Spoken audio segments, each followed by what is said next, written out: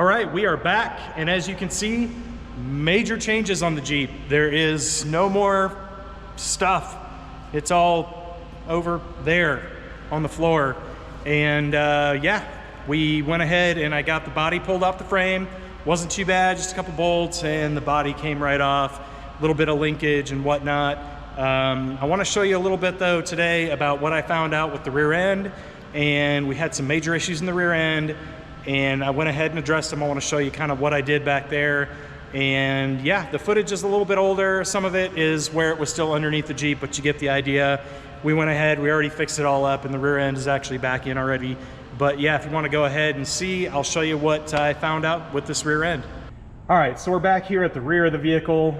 Looking in here, it's a little bit not quite as good as the front. Some definite rust on the gears a little bit, but it's mostly surface, and I think it's going to come around. It's not terrible.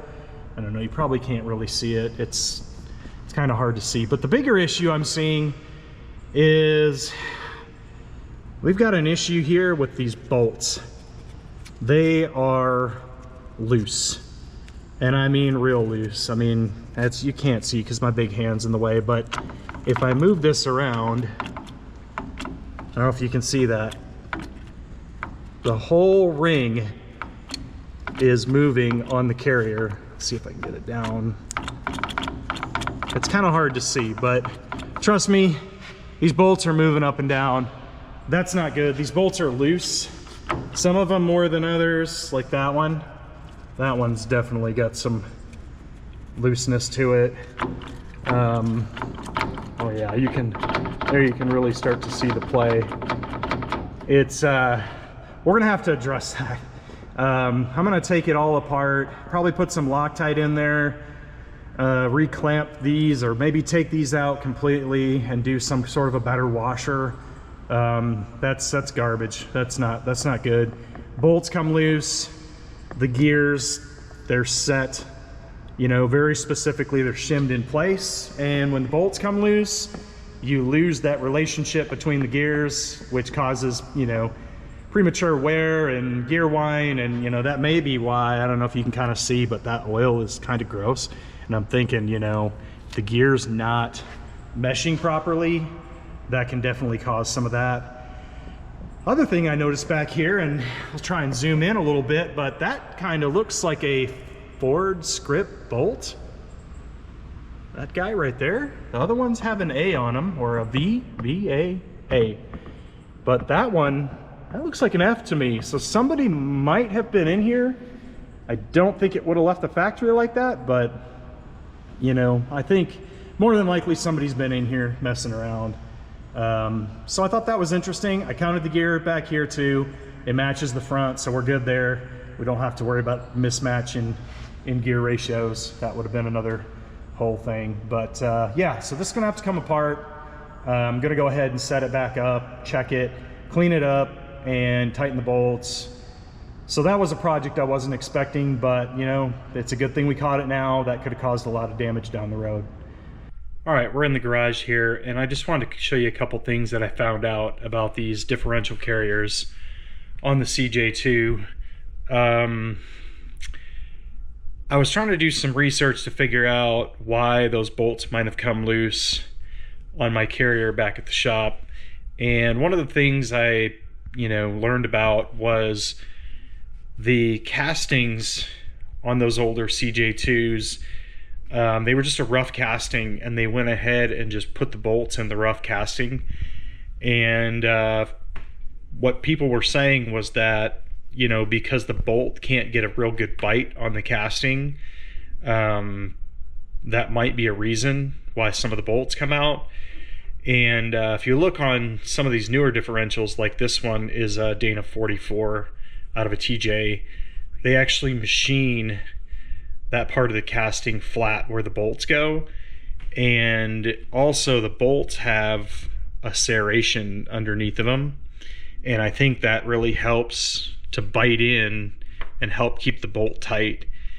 And so I think what I'm going to do on the CJ2 to fix my problem is I'm gonna go ahead and put it in my mill, and I'm gonna mill these pads, or I'm gonna make my own pads, but I'm gonna mill some areas flat that then the bolt can go and screw down into and have a really good bite on the metal.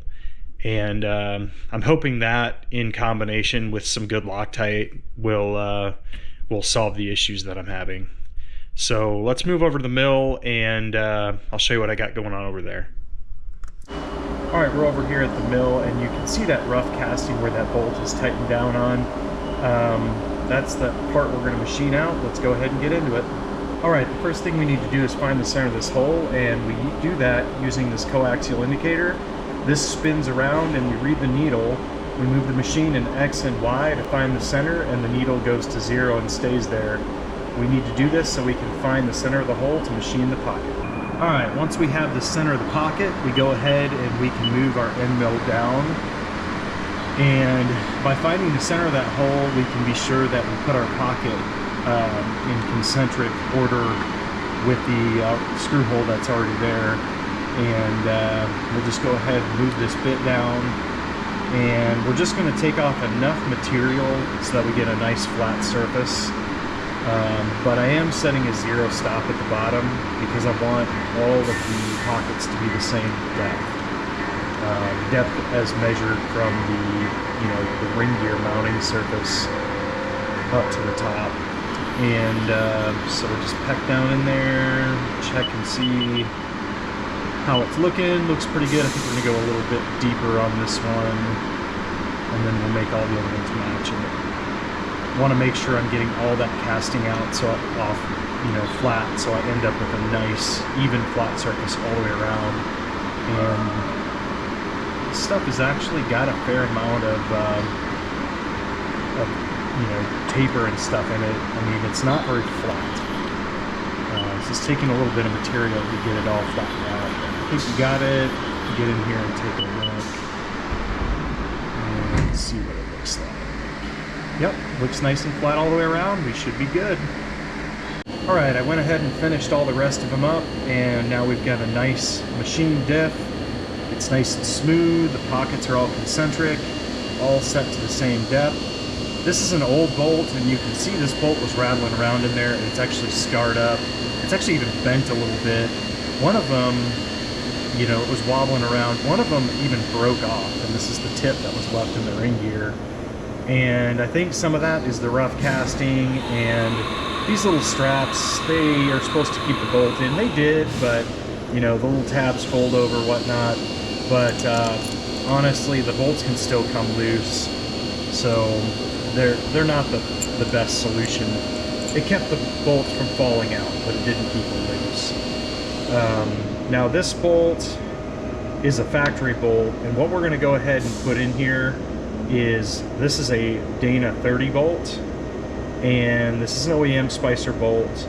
It's a little bit shorter than the original bolt, but I think the combination of a little bit of extra depth in the pocket and then also not putting the strap in, I think we're going to be about the same amount down in our ring gear, and we have a nice smooth pocket then for those serrations to bite into. So I think we're going to be really good with these bolts. It's got a nice big head on it. It's got the proper threads. I think that's a really good bolt to use. All right, one other thing I wanted to talk about real quick was this surface here where the ring gear mounts. It was really rough, especially where the bolts had been beating on it. So I went ahead and smoothed it out. I have a sanding stone I used on both sides here. I got all those burrs out so the faces are nice, smooth, and meet together. All right, so we'll go ahead and I cleaned these all off with brake clean. I'm gonna go ahead and put a little bit of red Loctite on them.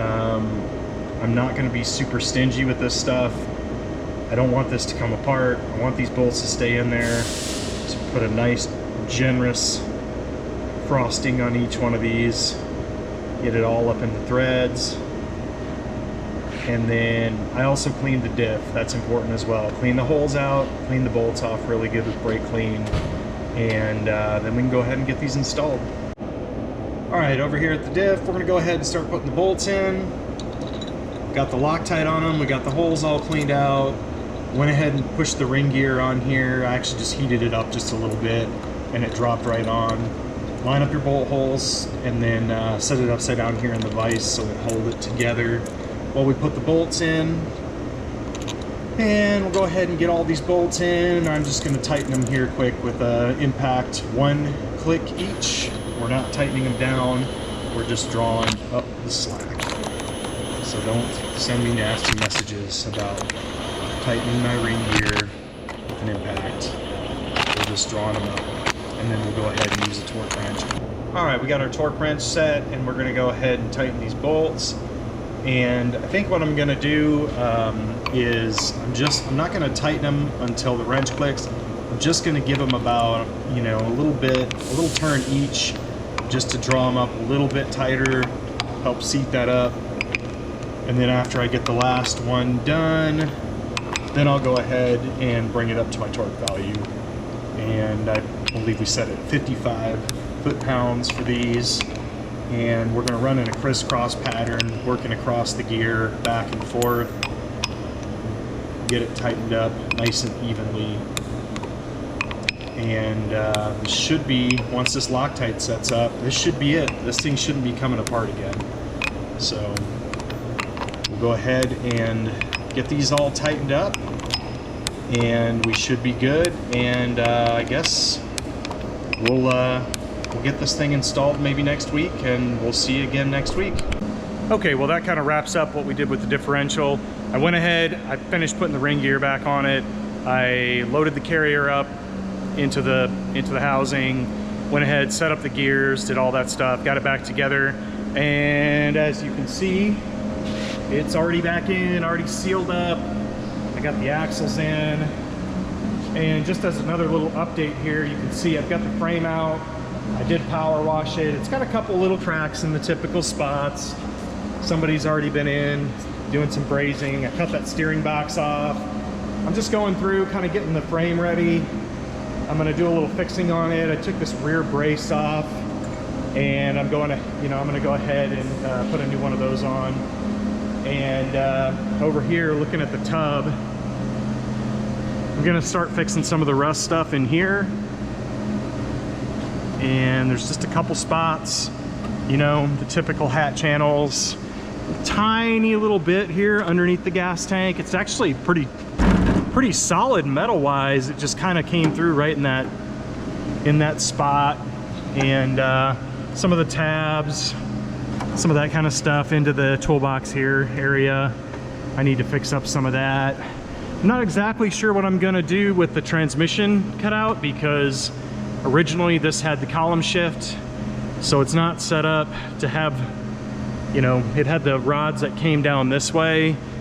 I don't know if I need to get a different cover for it. The cover I have is flat, with just a hole cut in it. And then also somebody cut a hole here so they could access, I'm guessing they wanted to access that, the throttle turnbuckle thing on the throttle linkage. I don't know why else you cut a hole right there, but yeah, so we're gonna work on that a little bit. I'm also working on the transfer case. It's down here. I got that put back together. There's a lot of videos on how to do some of this stuff, but it's all back together. It ships real nice, real crisp. I went ahead, I rebuilt the PTO at the same time, which I probably should have made a video on that because there's a lot less information on that, but honestly, it was so incredibly easy. It's just 2 roller bearings in there and a seal. It uses the same output seal as the transfer case, and I mean, it wasn't too bad. I did have to replace the detent spring inside there, and I put a new detent ball in it, but I mean, it's real crisp, and the collar works as it should. Another thing I've been working on is the engine, and I'm gonna do a little bit more on this, but I went ahead, I already bored the cylinders out. There was some damage. I took the valve seats out. I actually put new guides in it already, and I pressed those all in. They're all at the same height where they're supposed to be, 1 inch and 1 5/16 from the deck. Been working on that a little bit.